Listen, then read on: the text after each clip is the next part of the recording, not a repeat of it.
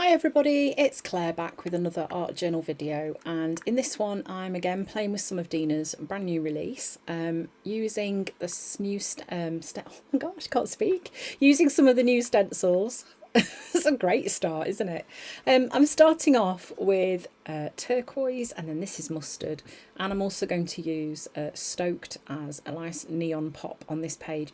There's no gesso on my page, so I'm just going straight in with some paint, just doing some brush strokes. I'm quite enjoying just kind of doing quite painterly first layers on my pages at the minute. I think it's after playing with Nat's collage papers. It's a really nice way to kind of get a great start on your page. Just leaving those brush marks there, it creates a lovely effect.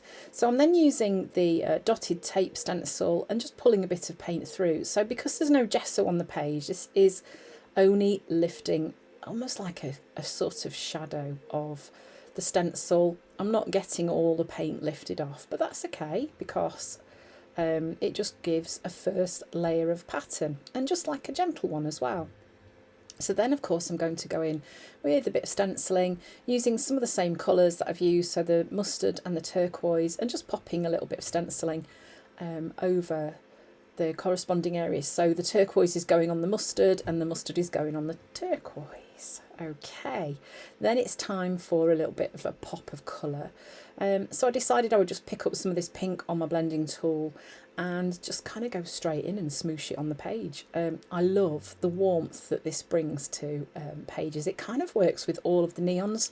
You pop them on your page and it just kind of gives a little pop of warmth, and it just kind of like, whoa, look at me. It's quite a shouty way to just add a bit more interest to your page on some occasions, and depending on how you put them on, you know, you can do it like this and then you get that sort of glow, or if you were to paint it on and add a few layers, you would get that more shouty effect that I'm talking about. So this is quite a fun way to apply it using the blending tool, and you can see that I'm going back in and layering more because I wanted it to be brighter.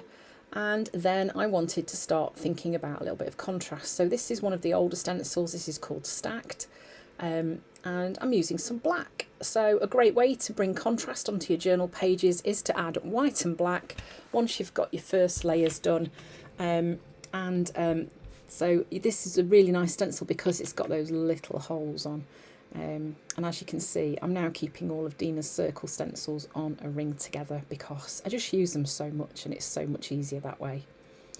Right, so I'm adding some of those dots in a few places, leaving a space because I knew I was going to use one of the new transparency images.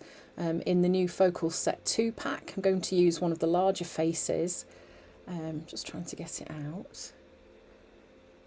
I love that these new transparencies have got all of these images in these faces, which are so great to use. So I'm going to use this lady with the hair kind of flowing out behind her. Now I have done a page similar to this in the past where I've used a face and then extended the body down, and that's what I'm going to be doing with this one today.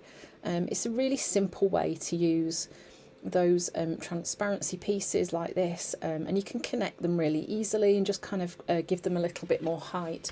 And I'm kind of calling this video, it doesn't have to be a masterpiece, because you can see all I've done here is paint, stenciling, a little bit of stamping. There's more contrast with the black and white now, and then some ultra thick gel medium to stick the transparency on. And what I'm going to do is get some black paint and add more body on so that that isn't a floating head. And I am just using paint. I either use paint or gesso, it doesn't really matter to me. Look, now that's connected. And you know, I'm not going for a sort of technical body shape here, I'm just going for an idea of a body. And you can see then that that is now connected and it works. So once it's dry, you can then go in and use that for journaling. So I'm just doing a bit of a semic writing on there with my Signo Uniball, just journaling some thoughts onto there. Not meant to be read. It's just a good way to brain dump, really. And a little bit of text stamping in white as well, just because I've got some paint left on my desk. And that's kind of all there is to this page. It's really simple. It's a really simple page. Then it just needs a quote, although sometimes I would leave a journal page just like this with my asemic writing on there, because that is my journaling. Those are my words, but it's quite nice to add a little quote on as well if you can find one that reflects how you're feeling.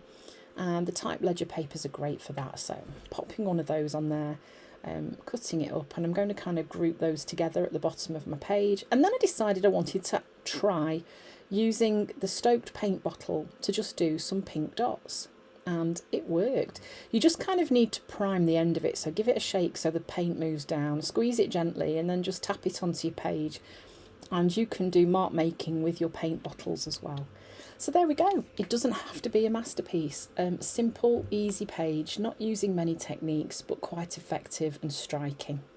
So thanks for watching. I hope you've enjoyed the video and found some inspiration, and I hope to see you again soon.